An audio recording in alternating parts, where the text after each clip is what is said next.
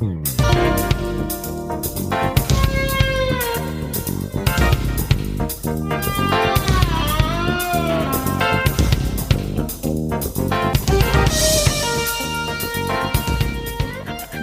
to The More Perfect Union, the podcast that offers real debate without the hate. I'm Rebekah Kushmiter, gleeful in Kensington, Maryland, and I am pleased to share the mic this evening with DJ McGuire.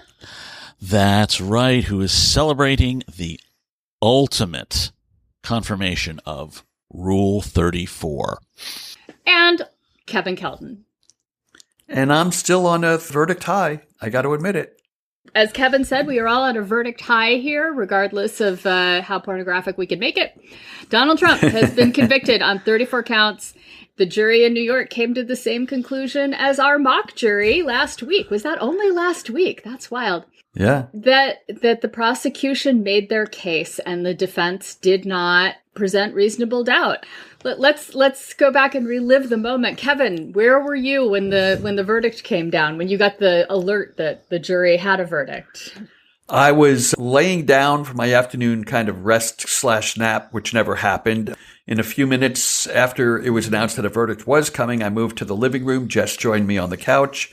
We watched it. You know, it was very reminiscent for me of a couple of other trials that had big moments like that. Of course, the O.J. Simpson criminal trial, much more recently, the Kyle Rittenhouse trial. And those, of course, ended in decisions that I found disappointing. This was, I started to expect it when the experts started to say a guilty verdict, especially when they said they needed 30 minutes to fill out the forms. Nonetheless, it hit home in my heart. What about you, DJ? I was in a hotel room in Charlotte for the Con Carolinas convention, and it was affirming, and not just because I predicted it. And it will be clarifying, because we're not just talking about somebody who is a sleaze. Donald Trump is a convicted felon, and he will likely be a convicted felon on appeal all the way through Election Day, because he doesn't want to go to jail. And now we will know how many of the American people are so alienated, are so angry, and are frankly so willing to destroy the American experiment that they are willing to vote for a convicted felon. Going back to the moment it happened, I was in my car and I was like racing home to try and get there before the verdict actually came in, because I couldn't read it while I was in my car. But just before I got the alert, I had been saying, this is making me nervous that they haven't asked any questions all day. They've just been in there deliberating with no contact with the outside. And that was making me nervous. So I was very grateful to have my fears put to rest in that particular way. But DJ, you bring up something interesting about how he has now irrefutably been found guilty of multiple felonies. Well, some people are refuting it, but I agree with you. Yeah. Well, they could refute it all they want. They're slightly ridiculous, and that's of course. But it's happening all over the place. We've got the Clown Caucus segment of the GOP on all the conservative cable outlets and sending out these fundraising emails saying that it's a rigged jury, banana republic, witch hunt, kangaroo court, rule of law as Dad Marjorie Taylor Greene is doing things. How is that going to play in Peoria? What do you think that is? What's the resonance of that likely to be, Kevin? Do you have a sense of that?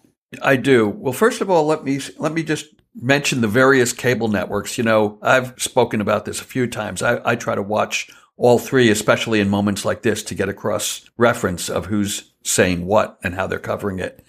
It was shocking to me in the moments in the hour after this happened, how emotional the Fox pundits were. They really thought that this guy was getting off, and they were really shaken. It told me that they have bought into their own misinformation to the point where they had deluded themselves. We've been living for years and years with this false equivalency of MSNBC is the Fox News of the left. And in the particular case of this trial, There were a lot of people who were saying they thought that the prosecution had made a good case. They thought that the evidence was there. They thought there was a chance of a guilty verdict. But there were a lot of people, even on MSNBC, who said the opposite, who thought that the case was thin, that the defense had made some good points, that the prosecution maybe hadn't tied up all of the legal buttons. And you could, in any given hour, hear one or more people say more than once that there was a very good chance of at least a hung jury, if not an acquittal. You never, ever heard anything like that on Fox. Not for a nanosecond did they entertain the possibility that there might be a conviction and it might be a righteous conviction. And I think that little microcosm of media coverage is very telling about this false equivalency between the so-called left media and right media. But I do want to say something about the ability of, for lack of a better term, the truth to cut through various media ecospheres. I think somebody put out a little survey of what each juror said was their primary sources of news. One of the jurors had their primary sources of news as Truth Social and X and nothing else. X being Twitter. And yes, they also X voted. Being Twitter. Yes. What Twitter used to be. And they voted to convict. It is a reminder. That itself is a small microcosm of what we've seen. And we see it in polling. I've talked about it for months. The more people become aware of Donald Trump, the more people become aware of who he is and what he does, the more they recoil from him. Biden is doing better among likely voters than he's doing among registered voters, and he's doing better among registered voters than he's doing among adults. The more informed voters are, the better Joe Biden does. That means that going forward, that educating voters and informing voters is the most important thing that all of us can do. Because Alvin Bragg was no part of the Biden campaign, as much as the Trump people would like to think otherwise. And he may have done more to inform the public about who Donald Trump really is than anything from the two Biden campaigns and the Clinton campaign put together. The right, as we all know, immediately went into offensive attack mode about this verdict. I believe that the explosive reaction that we've seen is because they know how damaging this will be to his campaign. There is no political universe where being convicted of a felony or 34 felony charges enhances your standing in the polls. That just doesn't happen. Now, they're putting this out to give some heart to their base and to try to fool some of the people in the middle to think that that's happening, but it won't. And I'm sure that you guys will agree with me. Whatever the reverberations of this verdict are into the election and the ultimate results of the election, whatever those reverberations are, will not be known in a week or a month. It is going to have to play out through the summer and probably right up until Election Day. We don't know what it's going to be like when the Democrats, whether it's the Biden campaign or super PACs, are filling the airwaves with commercials that are exploiting this issue, that Donald Trump is a convicted felon. So the polls right now look like the potential impact can be significant to the detriment of Trump. But I would say give it time. On some level, it may get baked in and some people may turn a blind eye to it. But I think the potency of this particular issue is going to only increase as we get into the general election.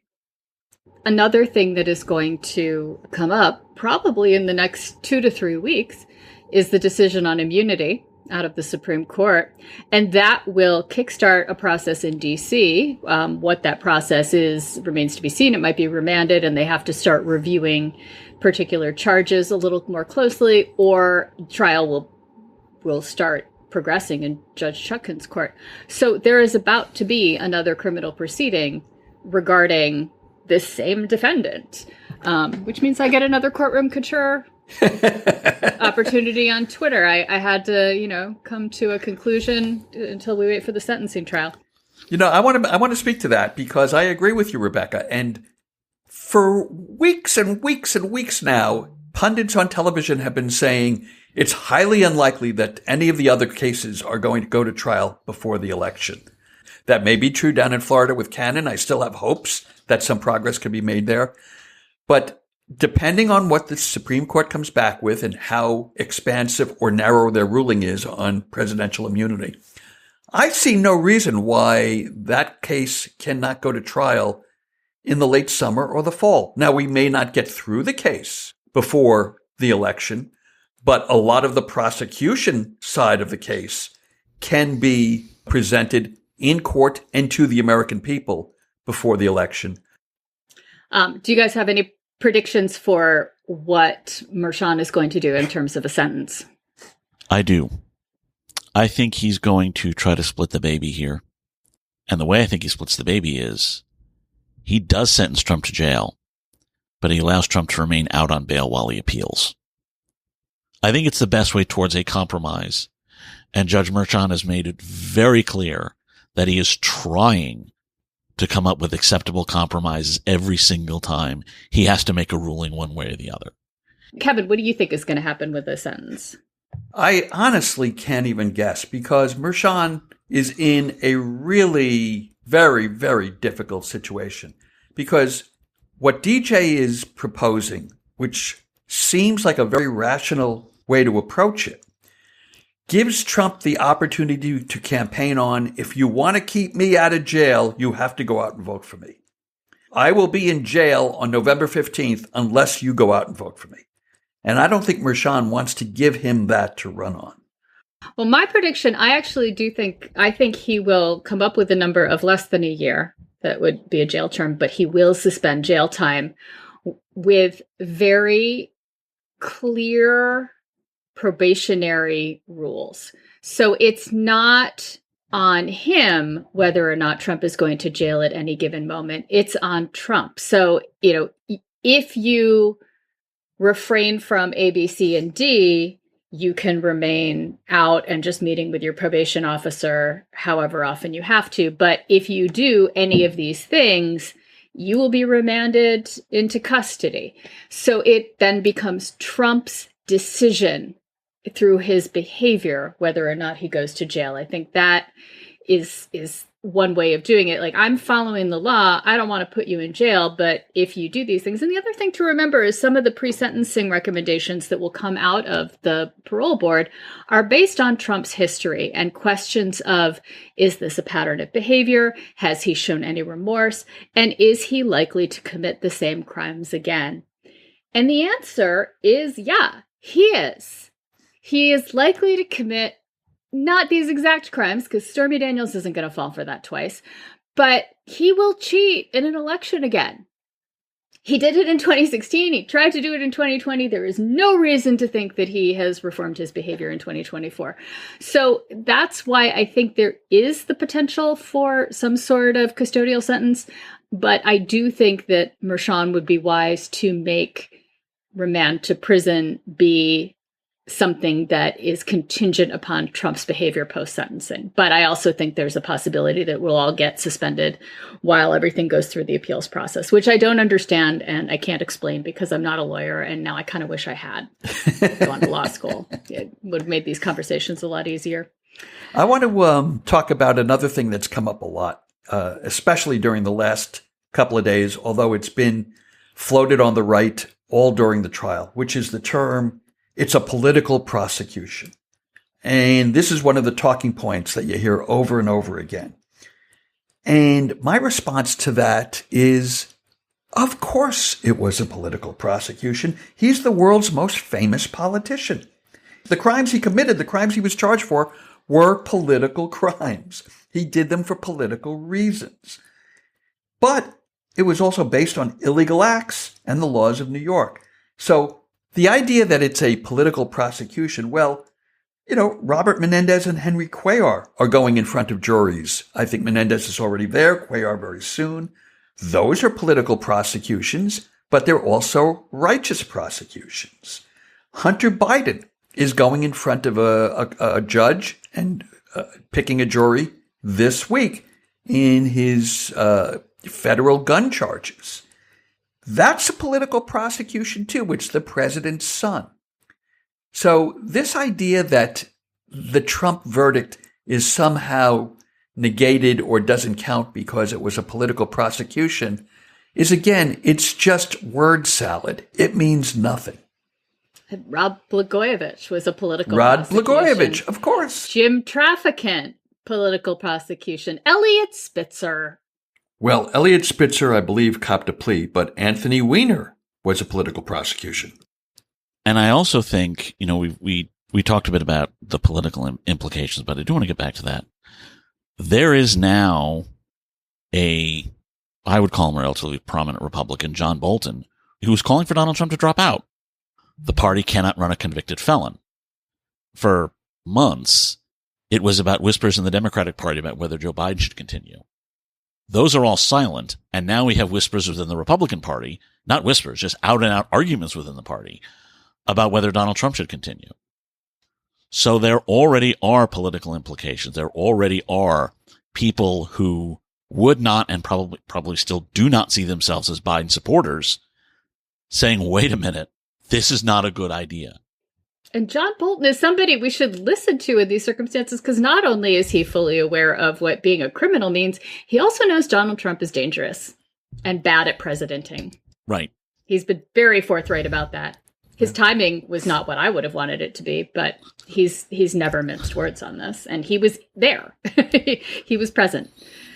Another thing that I think is very interesting is that Trump was done in. We talked about the media echo chamber a little earlier. Trump was done in by his own media echo chamber. And here's what I mean. This Robert Costello, who ended up becoming one of the defense's two witnesses and imploded on the stand. He was created on Fox News and by Jim Jordan when they both hyped him as the silver bullet that was going to take Michael Cohen down. Jordan had him in front of his subcommittee, and he said a lot of shit about Michael Cohen. Then they brought him on Fox News a couple of nights before he was called to testify, and he said the same things. And everyone on Fox News, including the lawyers on Fox News, were hyping this guy as, he is good. It's going to be so great when he takes a stand and he's going to destroy Michael Cohen. And I believe Trump convinced his attorneys to call this guy. They probably weren't going to put on a defense. I believe that among the bad decisions or the bad advice that he gave his legal team was to call him because he saw this guy on Fox News and he thought, yeah, there's my guy, my witness. That's who I want. They put him on the stand. He imploded. He actually made Michael Cohen look more legitimate and more trustworthy. And I think that that's a big reason why Donald Trump now finds himself a convicted felon. He was effectively a mob lawyer for Trump, and that's how he came across. He came across as a Bruce Kotler. Anybody remember him? No. John Gotti's lawyer. Oh, well. Yeah, I never had call to hire that guy, John Gotti, and I never shared a lawyer. So I think it was Bruce Kotler. He essentially made himself a celebrity because he was John Gotti's defense lawyer. He kept winning the cases. We now know that there were underhanded deals involved. And you don't say. Yeah, and he dressed the mob lawyer part. And ever since Gotti's conviction in 1991, mob lawyers lose in New York. This case was lost because of Donald J. Trump. Not just because he committed the crimes, but because of the lying defense that he has put up since the Stormy Daniels and Karen McDougal stories first broke in 2016. We've talked about this on the podcast before. In his opening statement, Todd Blanche told the jury that Donald Trump denies having ever slept with Stormy Daniels. I don't think he used those words, but they put forward the defense that it didn't even happen. I have to believe there was no one on that jury that bought that argument. Likewise, they tried to portray Michael Cohen not just as a serial liar, but they tried to convince them that he had lied in front of them on the witness stand over that 96-second phone call. We referred back to last week's show where we did a mock jury, but as you guys will remember, the week before that, we also reenacted that phone call to prove that it could happen well within 96 seconds. And Joshua Steinglass did so in the actual closing argument. And he was faster than we were. It took us over a minute to get to that, to get the conversation completed. He did it in 49 seconds. And this is something you won't hear me say very often. That attorney wrote a better script than I did. His script was much better than mine. It was much more believable. Well, he had a writing team helping him, I'm certain. Yeah, but when he did that during the prosecution's closing statement, the jury went into the jury room thinking, yes, there was a liar in this case, but it wasn't Michael Cohen. It was the defense. They lied to us throughout the trial.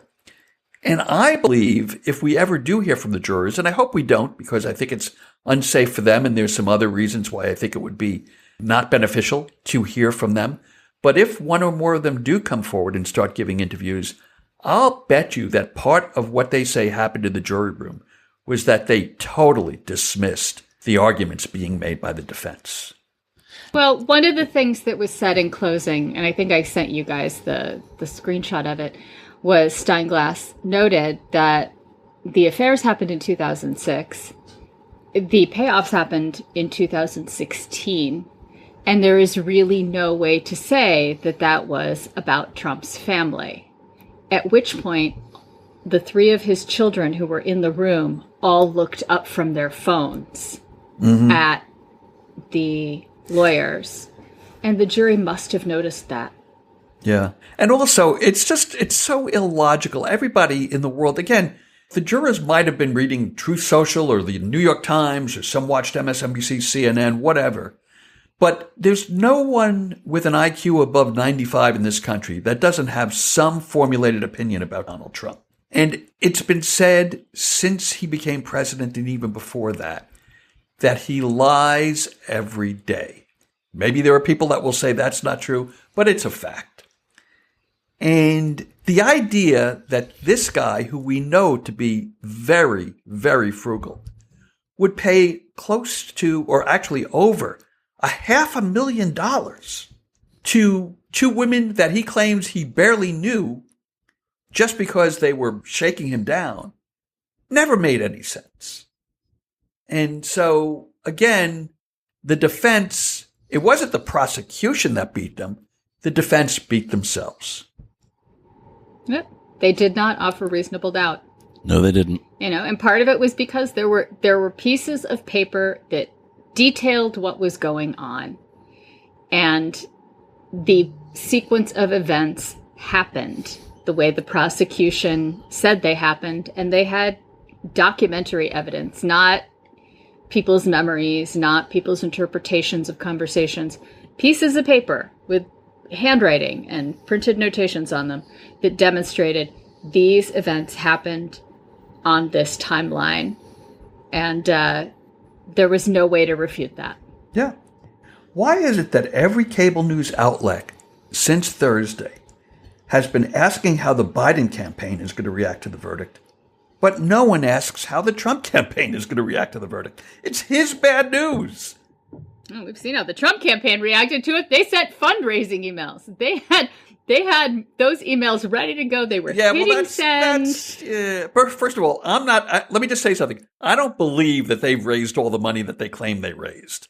I don't think it's physically possible to have raised $54 million in 24 hours when both of your donation sites crashed for hours on end. So let's wait until the numbers come in for the quarter to see how accurate those claims are.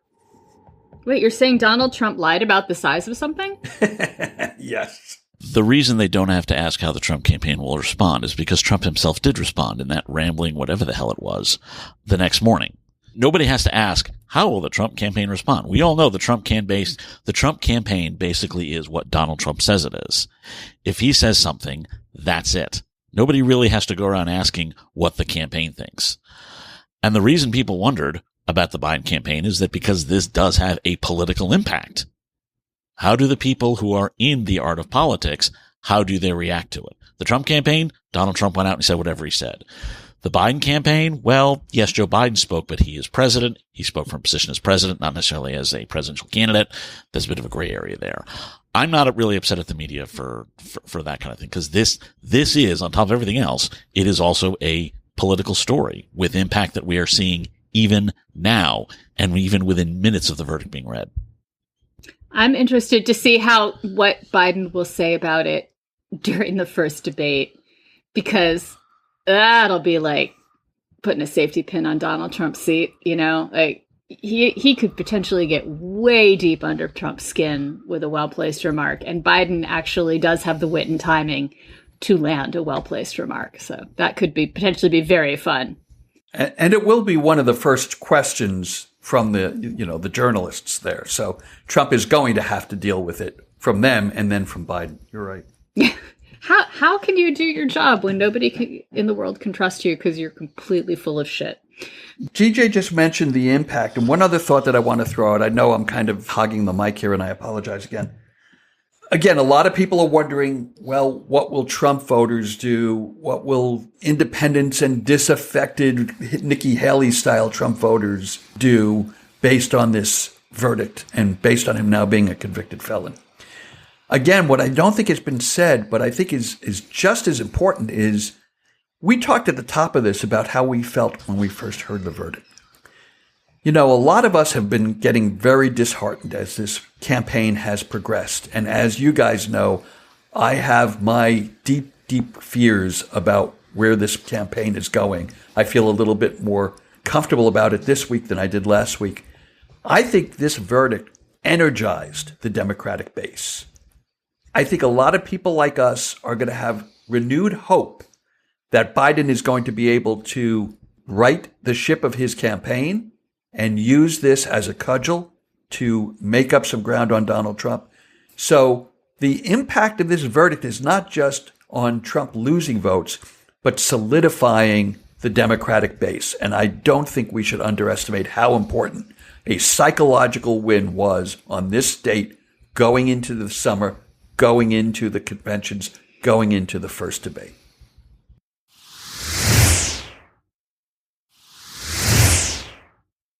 So Israel continues to make itself the future of foreign policy by rejecting without rejecting Biden's latest ceasefire proposal. Netanyahu is pushing back on it, is what I read today. And Hamas is, I don't know what the hell they're doing, eating popcorn and laughing at us, I think. So this continues to be an issue that we have to think about, this ongoing war that isn't our fault. We didn't do this. We're not Hamas. What's the latest on it? Is there a volcano Bibi Netanyahu could just fall into conveniently, DJ? I am not aware of volcanoes that are involved here. Shoot, because that would solve everything. From what I've heard, the Israeli government they have largely agreed. They've not specifically agreed. But I think the actual reason this came out was because the last time there were negotiations, the Egyptians rewrote the terms before they gave them to Hamas. So when Hamas said, yes, we accept the deal, everyone at first thought they accepted the deal that Israel had agreed to, and then we we realized, oh wait, the Egyptians changed the script. I think this is a way to prevent Egypt from changing the script on everybody. Why did Egypt do that? That's a really dumb idea. Why did they do that? I think the real reason was everyone wanted to say that both sides agreed to a deal, and the assumption was that they would work out the discrepancies later after they had been boxed in. The reality is neither of them felt boxed in, so they just walked away. I think it was an experiment that failed, and I think the Egyptians were willing to take the hit and get thrown under the bus for it. So long as nobody made a very big deal about it, and really nobody did. There were some whispers to the Washington Post, leaks to maybe an international paper or something. I think Biden was basically saying, okay, we're not going to try that this time. And if anybody else thinks they can try it again, it's not going to happen. And so that's why he publicly said, these are the terms that we want to see if Hamas accepts. And we'll see what they do. I don't know what they'll do. Well, I kind of know what they'll do, but anyway. Actually, in Biden's speech, he was very explicit that there are still a lot of details to be worked out. So it's not like this is buttoned down. Okay. But it's an agreement in principle. It's not an agreement in principle. It's an offer in principle. No one has agreed to it. I don't know what you guys have heard, but the articles that I've read today tell me that there are at least 2 far right-wing people in the War Council that have threatened to leave the government and let it collapse if Netanyahu accepts the terms of this proposed agreement. Here's what I think the reality is. Netanyahu is playing a different game than Joe Biden, as he should be, because it's his war and it's his country. And whether we like it or not, he does not dance to the music that Joe Biden plays. Netanyahu is going to keep this war going because, one, his countrymen want it to keep going. They want to defeat Hamas. They do not want a ceasefire that leaves Hamas in place. 2, it is to his advantage to keep the war going past the election because he's hoping Donald Trump will get elected because Donald Trump is more right-wing and pro-Israel defense than they perceive Joe Biden to be, whether that's true or not. So whatever it is that Joe Biden laid out, and by the way, I thought it was a wonderful speech that he made. He was a statesman, and he's doing everything he can to bring this conflict to some type of a resolution. But as powerful as the United States is, and as much political clout as the President of the United States has, you cannot stop 2 independent factions that are 5,000 miles away from you from warring if they want to continue warring. Neither of them want a truce. As much as Hamas might pretend they want one, they don't. Israel is not ready for a truce. It is to Benjamin Netanyahu's political and, he believes, the security of his nation's advantage to continue to prosecute the war. There will be no ceasefire in the short term. And there are a lot of people still blaming Joe Biden for those facts, and that. Well, because they don't understand the world. They don't understand the world. No, it's another situation where people are giving the American president mystical powers exactly. No American president has ever had. I saw somebody, I think it was Tim Scott or one of those people, say he could pick up the phone and end this in a minute. That is not true. No, he can't. It's ridiculous. The idea that he can tell Benjamin Netanyahu and the War Council, or whatever they call it, of Israel to stop the war over some threat that we're going to pull foreign aid. Israel is one of the, not just militarily, but economically, one of the strongest countries in the world. They're going to do what's in their best interest. They're not going to bow to the United States just because we've threatened them. And the United States cannot withdraw support from Israel, and neither can Europe. And it's not about Zionism. It's not about support for Netanyahu versus hating Hamas. It is about their location in the world. It is a geopolitical matter. That's correct. It is about the fact that they are the only strong Western-style democracy in that region, and we need them to remain there and to be our ally. We also need them to balance out Iran, which is an existential threat. But we also need control of that airspace and control of those shipping lanes. Yes. Because to hand that over to Iran, and to the domino effect that would happen with Egypt and Jordan falling into line with what Iran wants, would be a global catastrophe in terms of economic and commerce. It is that simple and pragmatic. We need that airspace. We need those shipping lanes. Israel is the only government there that will guarantee our access to them. Yeah, we'd be back in 1956. Correct. And and we have to remember, although we saw in April and early May protests at various college campuses, we really didn't see it in a lot of Arab capitals. I remember previous Palestinian revolts. Not that this was that. During the Arab Spring. Not just the Arab Spring, but I'm thinking the Palestinian protests of 1988, which they called the First Intifada, which is basically a bunch of kids throwing rocks, and the Second Intifada, which was much more violent. The kids had grown up and gotten something better than rocks. Yes, basically.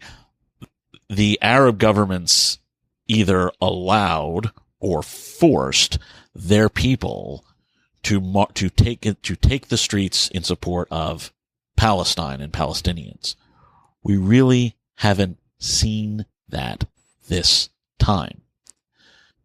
There's no talk from Jordan about how hard it is to sit back and watch watch what is happening. There's some concern about civilians, and yes, but the idea that Palestine should have its state is very different from Hamas should be allowed to survive. And every Arab government, just about every Arab government outside of Syria, recognizes that if Hamas survives, then this all has been a failure. And that is why they are not joining much of the, I think, manufactured outrage you're seeing over here. The Arab governments are not joining in on that. The Arab governments are saying, we want something peaceful, we want a recognition of a Palestinian state. They're not saying Israel needs to let Hamas survive. The only people who are saying that are over here. Well, and they're also not coming together as a coalition to broker a deal for a Palestinian state. Well, right, because they can't. They've never been able to do that. They're not going to try now. In the West, we're looking at this as potentially a watershed moment. Arab leaders in other Arab nations are not treating it as a watershed moment. No, they're not. They are not looking at this as the window of opportunity to create a Palestinian state, a recognized Palestinian state. And if you look at the two places in the Middle East outside of Israel where voters do have a say, if only partially, in Turkey and Iraq, you're not seeing a lot out of them either. I mean, President Erdogan is saying ridiculous things, but voters keep voting against him in Turkey for the local elections. When has Erdogan ever said anything that wasn't ridiculous? Right, it's his game. Yeah, that's his game. But the Turkish people, if their votes are any indication, the Turkish people are not with him. And I think that really says something about how people in the region look at this war. They don't see Hamas as the good guys. They don't see Hamas as a useful tool. They see Hamas as a problem that needs to be eliminated. Right. They don't see Hamas as a government in waiting. Exactly. Shall we go to something a little more upbeat to end things on? Yes. But, as we have just talked about things like Arab Spring, it is now hot girl summer. Kevin is in a bikini as we record this. It's a good look. DJ is in a cute little sundress, and I am in pajamas.